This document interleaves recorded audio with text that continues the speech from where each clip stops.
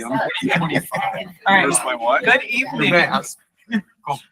I would like to call this regular meeting to order. Today is Wednesday, January 15th. Please stand for the Pledge of Allegiance.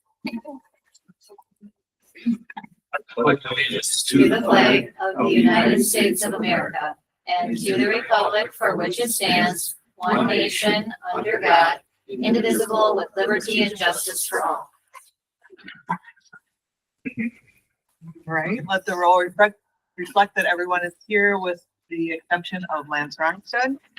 Was this meeting properly notified? Yes, it was, and it's being recorded and live streamed. Great. Welcome visitors. Is there any public comment this evening? So then we'll move on to Highlight on Youth. We have the Middle School Ski Club, 6th grade literacy teacher, Kirsten Boseneiler. Welcome, everybody. Thank you for coming. Do I stand up here? Yes. Okay. So ski club is something that I love. So I'm really excited when Mr. Langness asked me to come and talk. And for those of you who had the great fortune, or maybe however you would describe knowing my dad, this was something that he was super passionate about when I was a kid. And so when I came back to SCC, I was like, oh, I think it would be awesome to try to like reestablish the ski club.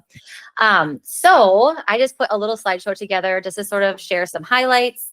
The ski club isn't quite what it once was when my dad was in charge, because he was the bus driver and drove the bus every Saturday and took us like every Saturday for the whole winter. And I have some plans of how to like hopefully maybe enhance our ski club for the future years. But right now, okay, Mr. Kinsella said this would work. Otherwise, Tim, you have to click. Thank you. So this is just like our ski club at a glance. We go every other Friday throughout the winter. We started on December 6th, and then we didn't go the week of Christmas break because we had our 6th grade learn to ski trip. So ski club is an after school Friday night situation. And then there's 2 other ski trips that we plan, or that I plan during the year. And that's the 6th grade learn to ski in December, and then the all school field trip for the middle of the year. Anyway, but our Friday night trips are at Trollhagen. Any middle school student who has some skiing and snowboarding experience is allowed to come. It's not like a learn to ski thing. So many 5th graders don't have the opportunity yet to join us because they've not been skiing. But once the 6th graders do their learn to ski, then we usually have quite a crowd. Our bus leaves the middle school at 3:30. We head off the slopes at 9:30 that night, just when the chaos is starting at Trollhagen, because Friday nights are ski till 3 a.m. nights, which is a great time, but not for middle schoolers. And we get back to the middle school by about 10:45 p.m. So Mr. Helmrich has been incredibly amazing and helpful. He drives our school van. And so we put anybody who has gear, they just load it up in the van. Actually, he loads it all up in the van. We just put it in the stairwell. And then he transports the gear to and from Trollhagen. And then I ride the bus to make sure that we're all having a great time there. Okay. This winter, we've had a lot of people coming. It's funny because my best friend works, her husband is ski patrol at Trollhagen, and I was talking to her tonight, and she says that they have us down for 55 kids every Friday. But these are the numbers that we've had, 70 to, almost 80 coming this week. And then looking forward, something that I would really love to do is offer this every Friday night. There's a cheaper way to do this so that kids could buy a Friday night pass. And then depending on if we could get other staff to buy in and help out, just because my kids' lives are busy and I wouldn't be able to commit to every single one, to get some other staff to help out. And I would also love to offer it to the high school. And this is just a little email. It's like ironic. I literally got this on the 13th from Lily, one of the freshmen at the high school. And she just said, some high schoolers and I have really been missing the middle school ski trips. Miss being able to go to Trollhagen and ride the bus after school. So the others and I were wondering if you'd be open to letting us go with you guys sometime. So I was like, well, that was timely and kind of awesome to think about. I'm not exactly sure how to include high school students since we leave right after school at 3:30. But it seems like freshmen, since they don't have driver's license, would probably benefit a lot from being able to join us. I think we probably have a lot more. Just some awesome perks. These are just pictures throughout this year that I have on here as well. Skiing is obviously a pretty expensive sport. And so the ski trips on Friday nights are pretty reduced. The regular lift ticket price is $43 for a night of skiing on Fridays, but they give it to us for $23. The rentals are like $25. So it's right around $45 with the bus fee. It's like $50, $53 for the kids to who need to rent and buy a lift ticket. It's really awesome because Haley, Mrs. Bunk's crew, is always there. So the Mountain Movers Special Olympics crew goes with us on these nights. And so we have part of our ski club are their partners, and they get to ski with the staff and do their whole Special Olympic training. But then, of course, everybody else that comes with gets to see that amazing, awesome side of, everybody with, inclusion. Lots of multi-age friendships. We live in a cold place, so it's great to get kids outside in the wintertime. I love to ski with people, and it's fun, getting to see like Dave, seeing you at Trollhagen, and Derek. It's fun to see you guys like outside of a formal setting and like hanging out with kids on the slopes. So just some sweet perks. Perfect. And then I don't know if you want me to read these to you guys or not, but these are just like when I sent the invite out to kids to come and join me, and then I'll let them speak in just a second. I sent this out and just said to families like, hey, I'm looking for a couple of kids who might want to come present at the school board meeting to say a few positive things about Ski Club. And then I also was just saying, like, if you guys had any, information or thoughts about Ski Club that you wanted to share. And kind of awesome. It was really fun for me to read these, that how grateful parents are. And, from a kid who was from a household where nobody skis, and now both of the kids in that household love to ski, and how it's an opportunity for somebody to feel like they're part of a team, even though they're not part of other teams. I don't need to read those to you, right? You guys can. Anyway, it's nice. And then the next one is just, another example of somebody saying like, one of these students doesn't really get out much and maybe has some struggles like trying to be out with pals. And so this is a great way for him to branch out and have a good time. Yeah, just a fun opportunity. And this parent was just saying how they love being part of SCC as well because of the sweet community that we have here. Helmets must be required. They are. It's like- Mhm. It's funny because I brought one of my own children the other night, and I told him he's 20. So I'm like, you can have one of the chaperone passes because we get a free chaperone pass for every 15 kids that buy a lift ticket. So we have a lot of students with season passes. So not everybody's buying a lift ticket, but I'm like, hey, it's Mr. Helmerick and I. So here you can have this and like, just keep your eyes open. And he's like, well, I'm not wearing a helmet. And I'm like, well, then you owe me $53. Like, I'm not giving you this ticket if you're not putting a helmet on your head. There's no way. And like in regards to injuries and stuff, knock on wood, I mean, it's different every year. We've had lots of different things happen. So far this year's been great. We've had like one strained quad. And so, yeah. You guys want to share some of your highlights? Okay, come on up. I really like Ski Club because normally on the weekends or like outside of school, my friends, like I have a big group and not all of them can always hang out. So during Ski Club, a bunch of us get to go skiing together. We're all at different levels, but it's still really fun. We all get to hang out with our friends and we all go skiing together. It's a nice opportunity to go. Also, because like every like school trips and stuff, we don't really get to hang out with them as much because we're in like different groups or something. And then this is something we all like and we all get to do together. Do you push them to go down the Black Diamonds with you? No, they just started this year, so I'm giving It's them never too until soon to start, right? next year, and then Hey, I'll push them. I just said we haven't had many injuries. What was your name? Stella. Hi, I'm Case Holmes. I like Ski Club because of the independence we get. We get to go by ourselves up the hills. It's always fun hanging out with friends and having new people to ski and snowboard with. And yeah, it's always like a good time and stuff. You ski or snowboard or I both? snowboard. Snowboard. Did I make you ski at Learn to Ski last year? Yeah. And you make everybody who snowboards in 6th grade learn to ski. It's worth it to know both. How many other snowboarders are there, Case? I know of like 3 other. Most of the 5th graders who join us are snowboarders. Which is Are you kinda guys cool. allowed to go off jumps? Yeah. I used to be really stressed about Ski Club. This year I'm like, I'm not gonna be stressed about it anymore. If somebody does something, you know what? It's just, part of the learning curve, right? Thanks, Case. Hi, my name is Bella Waters, and the reason why I like Ski Club is it gives me a chance to like hang out with other people in different grades. Like it kind of like diversity, you could say. Like if I had a friend in 5th or 6th grade, I could go and ski with them. Like we're able to like combine grades, like anything along the lines of that.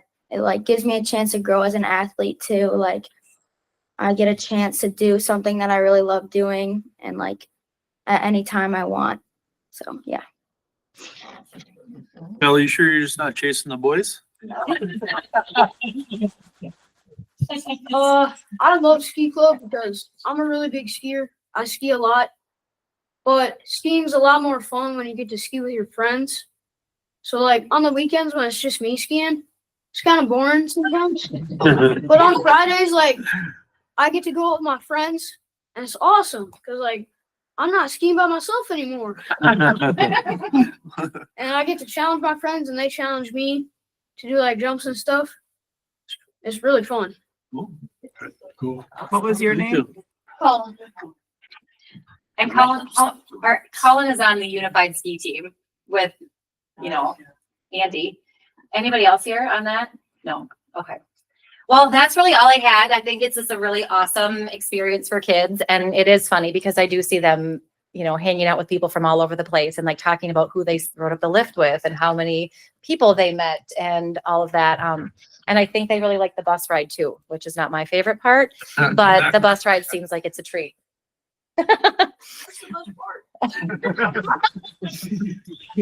Perfect.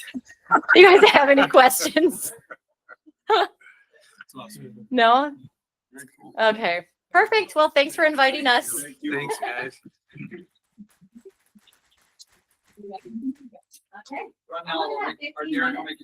Bella, you have to stay for the whole thing. It's always really exciting.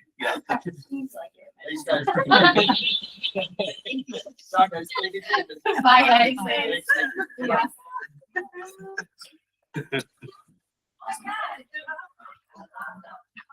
Great job, guys.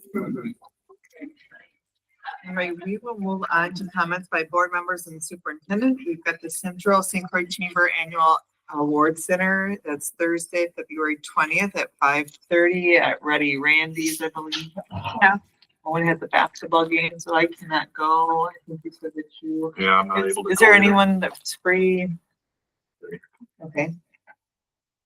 It's a dinner recognition. They acknowledge we're part of the chamber, so they recognize us. We don't know if we're nominated for an award yet. Not We yet. typically haven't been. Yeah. So you guys have to have beach ready. Accept the award. Oh, did you say you go? I'm open. Okay. You wanna go? Derek, I got a speech ready. I'm available. It's the same as I'm going. Yeah. Oh, I can go with Brad. Okay. Awesome. And then some admin have went in the past, so I think Jackie and then doing Okay. So I'll have to invite Chance and Jake Wellen. Thursday, February 20th. Yeah. We're getting a lot of interaction, Chance and I, with middle school wrestling right now, so. Right, well, one side. Thursday, Thursday. February 20th. 5:30, Ready Randy's. Practically your back. Sometimes I forget he's on the text chain. Yeah. The bus ride will be close. Yeah. That's what the concession stand, I'm sure they love it. Most kids eat. Oh, yeah. dinner. They don't bring their own lunch, right? Oh, it's so bad. Oh, the downstairs concession stand there, it's like, it's awful. It is super expensive. Yeah, but it's really expensive, so there's a plus side. It's awful when you have to work by being expensive. The upstairs isn't so bad, but. Yeah. Yeah, we can They get got into that later. You get zero there. All right. No scheduled presentations by guests or staff members, so we will move on to the financial reports by Dave. Right then. So as of 12/31/2024, the Citizen State Bank checking account has a balance of $1,581,288.94. Money market account is $12,287.14. Fund 46 is $59.24. Suicide prevention, $5,245.55. Debt service, $172,397.61. Referendum balance is $436,495.04. Debt service, $156,049.53. For a total account balance of $2,363,823.06. Motion to approve. Second. So Derek made the motion and Brad second. Is there any discussion? All right, all in favor? Opposed? Motion carries. Next is the administrative reports, student enrollment update. Right. Number of students and seats, as of the time of this report, January, 1,586 students and seats. We have 277 students in a virtual charter school. And then we have 36 full-time resident students in our virtual school and 100 part-time resident students in our virtual school. Reduced lunch rate continues pretty steady at 25.22%. And then lastly, just open enrolled in for total in seats and virtually 426 versus 131 out for a net of 295 students for open enrollment. Has that gone up a little bit just from the efforts of the marketing and stuff? Hard to tell. We keep having those discussions. Yeah. There's always been a natural, August, September, early, by semester. Now they're starting to pick up again this time of year because of the semester break. Yeah, it's really, I don't know, Steph, if you have anything to add to that? Yeah, I'm definitely, so I do an interview with every new family, and I'm definitely hearing, I looked you up on Google or we did an online search. That's becoming much more common. Okay. In the past, it was a different charter school referred me to you. There's been a lot of word of mouth happening in the southern part of the state with some schools that we've worked with. So there's some principals just referring their kids on to us and kind of setting the stage for them, which has been great. But yeah, I would say the Facebook marketing that we just started, I'm hearing people commenting all over that they're seeing those ads pop up a lot. So that's definitely been a good thing, but that's new within the last month. Yeah. Facebook piece. Hell yeah, less. I've seen them. Yeah, I mean, and this is the first time. Don't click on them or we have to pay. A nickel or whatever it is. But it's, I think Tim said, you said 277, right? Yeah. Your count? Yep. I counted today and we're at 293, and that was not even 2 weeks ago, so, yeah. Good. Next up is key work of our school board, student, staff, and community recognition. So you can just read it. I don't know what. You want me to read through all these names? Just read all the names and then one. They're all conference selections Okay. for their sport, for their fall sport. Brett Nelson, Brady Jackman, Aaron Haig, Owen Herring, Tad Posey, Hayden Buckle, Brecken Poneth, Damian Indikevich, Keaton Coach, Luke Herring, Lucas Spitzmuller, Dylan Koss, Addison Kofel, Carly Chica, Ella Hawkins, Elsa Rubus, Megan Felberg, Eliza McKenna, Lily Klinkhammer, Brooke Nally, Jack Schauer, Dane Gottfredson, Emma Lammers, and Adeline Swanson. Big list. That's a lot of all conference kids between football, cross country, and volleyball. Am I missing? And golf. And soccer, maybe? Oh, soccer. Yeah. Soccer. Boys soccer. Page. Cool. So we move on to core agenda items. And the first one up is determining number of spaces available for special education students for open enrollment purposes of 25-26. So we've got Leah Booker here. So I have a question about this. Sure. Did we do this last year? No, Did we do what? set seats. Yeah, did we Well- set seats? No. Okay, that was, cause I was like, We haven't done them since I've been here. We have it as an agenda item It- where we yeah. decided not to set the seat limit? Yeah. We have to do it every January. You have to address it every January, and we Okay. haven't done it in the past. This kind of came out of STEP's Charter School Advisory Committee as well, that is suggesting that we do this. Sorry. And it has also kind of come to, we've had a huge number of increase in our special ed population of move-ins, open enrollment, and continuing specifically to our brick and mortar schools from the surrounding areas. And we're getting to the point where we are at the point where we're not staffed enough At for what we capacity. had. Yeah, we're at capacity. And not in our virtual school necessarily, but within our brick and mortar. So if we have to address all of the special ed areas that way.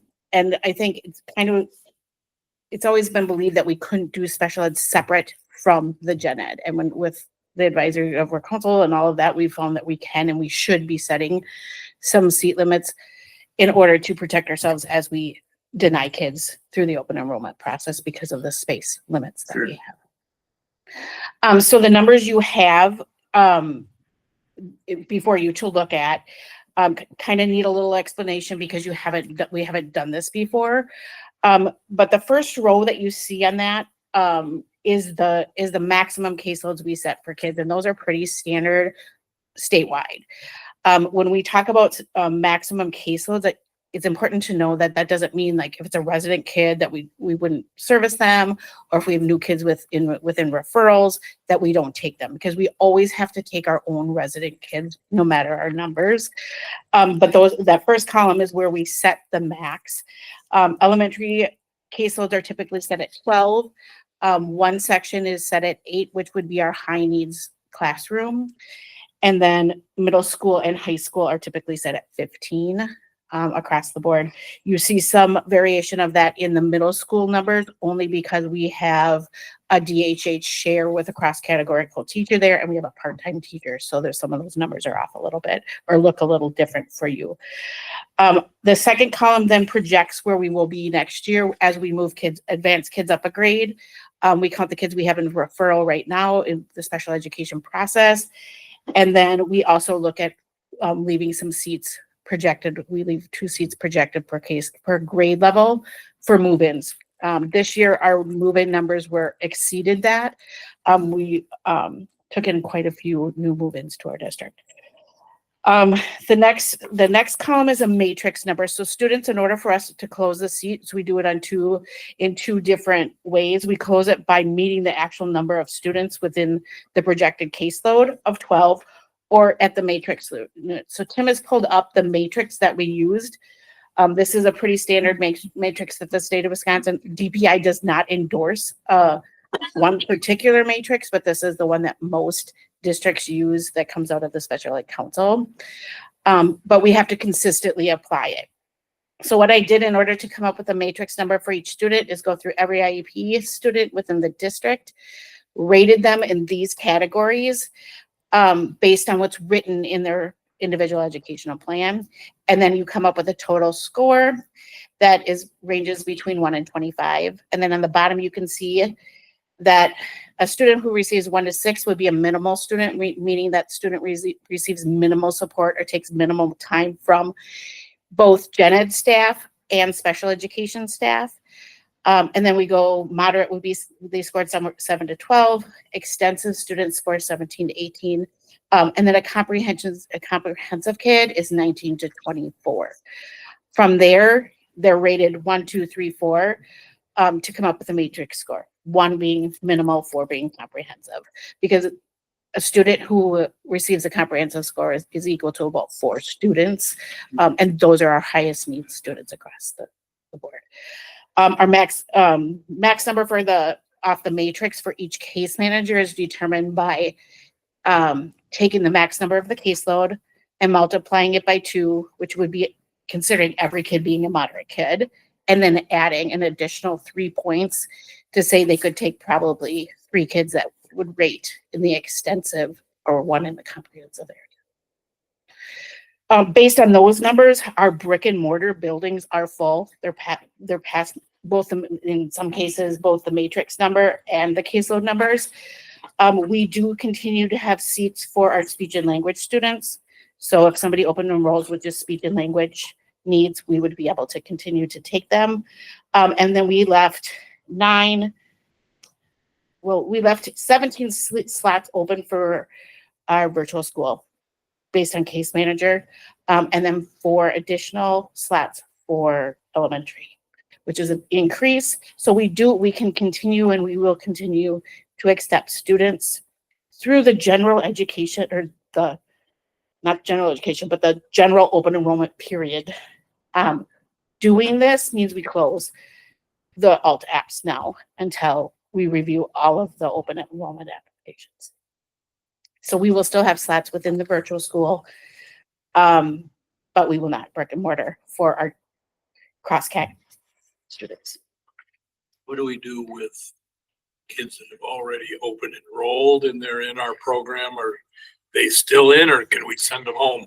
No, so if they're here and they've been here, unless they have a significant change to their IEP, they will stay with us.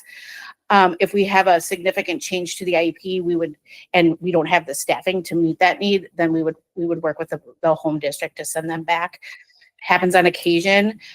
We will review any of the new open enrolled students who we've evaluated for an initial switch of our IEP this year at the end of the year to see if they fit is a 1 or 2, they're counted in these numbers. If their needs become extensive or comprehensive, that we would have a conversation with the home district at that point.